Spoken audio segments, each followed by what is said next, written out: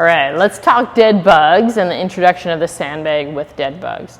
So dead bugs as a core exercise is a great intermediate to advanced core exercise, and the addition of the sandbag allows us to really create a bunch of different levels for different access points to work on different parts of your core and integrating the limb movement. And sometimes it can be a little bit overwhelming is when your arms and legs are all moving at the same time, and getting people to really focus on the connection between their ribs and pelvis. So our first movement in the dead bug series is going to be pull apart plus the leg kick out.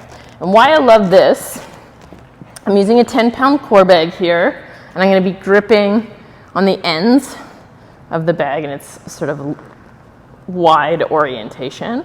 Okay, I'm going to put my knees up, and then I'm going to engage my core by connecting the pelvis to the ribs, that sort of hollow body position. Okay, I'm going to pull the fabric of the bag apart and send one of my legs out, creating more and more tension between my rib cage and my pelvis. I find it easier for clients if they're focused on one leg at a time. You want to create this sensation of a heavy pressure between your lower back and the floor. If you just think about driving your ribs straight down toward the floor, that'll help you create that connection.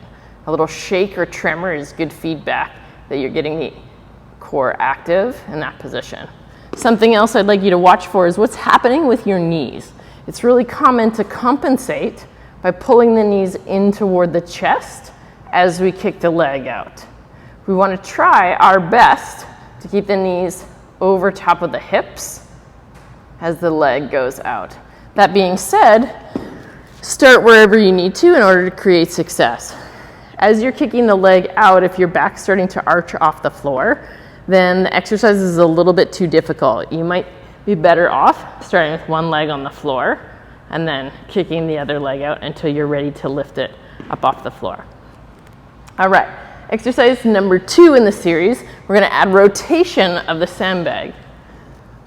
While it doesn't look like much, this little addition really gets the coordination going. So now I'm going to learn to engage my core by driving my ribs down, pushing the leg out, and rotating the bag, maintaining tension in the bag, so that my right arm is pointed to behind me while my left leg is kicking out.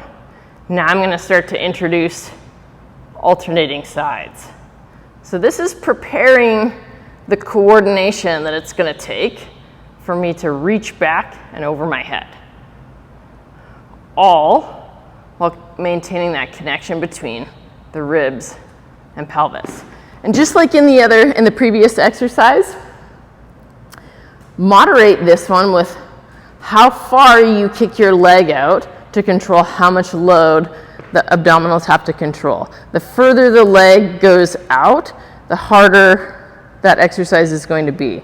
So you want to maintain the level that you can keep that contraction between your ribs and pelvis nice and strong so that your lower back stays grounded on the floor.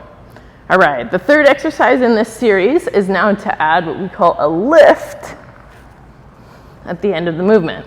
Everything starts off the same. Knees over hips, pull the ribs down. I'm going to turn the bag and then start to lower it toward the floor, and then alternate sides. I can really feel the sand shifting in the bag and challenging me further as I stretch my body apart. This is a fantastic exercise, so much going on here. Try to keep your arms as straight as possible and avoid them bending. You don't have to lower the bag all the way to the floor. You can control the range of motion to whatever depth feels comfortable, and that you can master that compression and connection between the ribs and the pelvis. All right, give those 3 exercises a try, moving slowly from one progression to the next. Just because you can do the full dead bug version doesn't mean you're not going to get benefit from the pull apart with kick out. All right, give it a try.